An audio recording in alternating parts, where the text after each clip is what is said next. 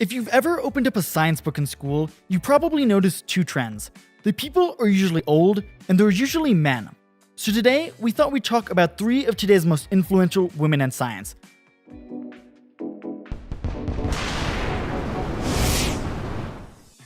First up, Jennifer Doudna.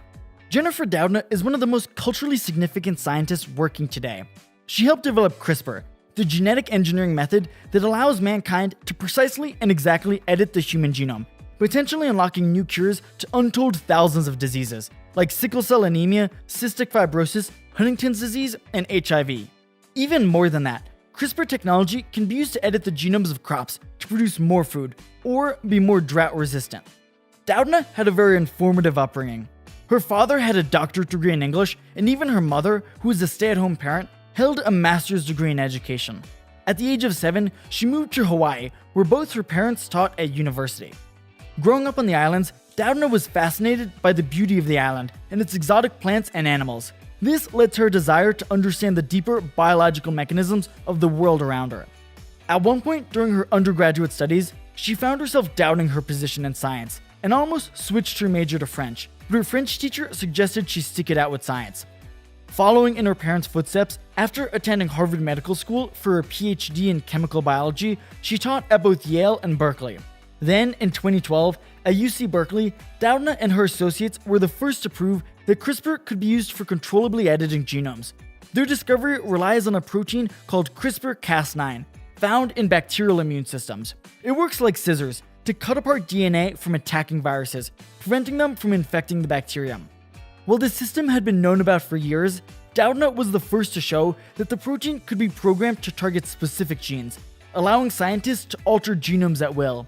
While this poses ethical questions, this discovery is also paving the way for countless diseases to be edited out of the human genome. This discovery led to an intense, years-long series of court rulings over who would own the patent governing the research.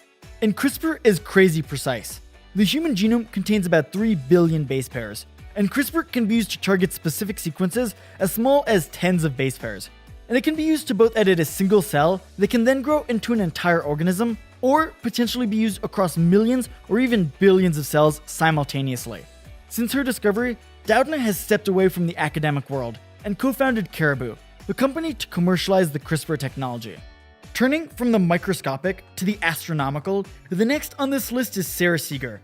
By the time women were being trained as university scientists, the solar system had been pretty well mapped.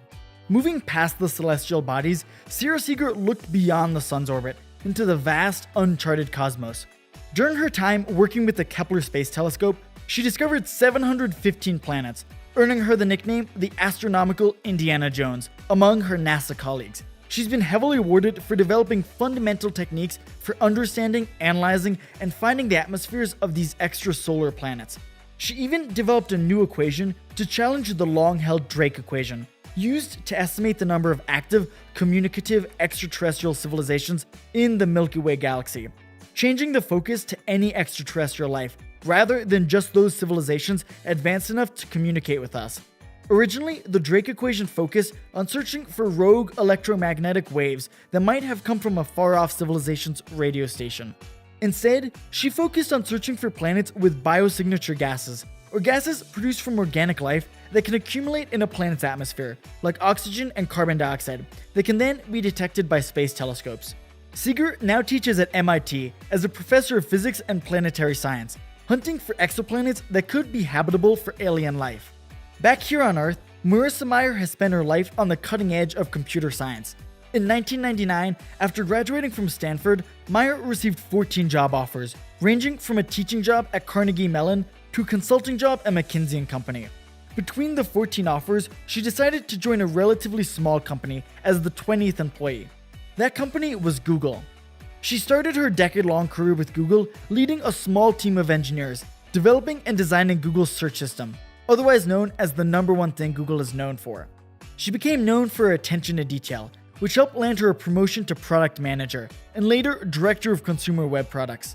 There, she oversaw the layout of Google's well-known simplistic search homepage, and she was part of the 3-person team responsible for Google AdWords, which is an advertising platform that allows businesses to show their product to potential customers based on their search terms. which even today makes up more than 90% of the company's $160 billion of revenue every year.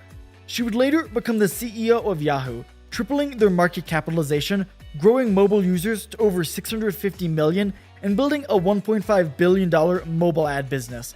These three women all had major impacts on their scientific disciplines and are still out there doing amazing things. But who will lead the next generation of scientific and engineering women? Only time will tell.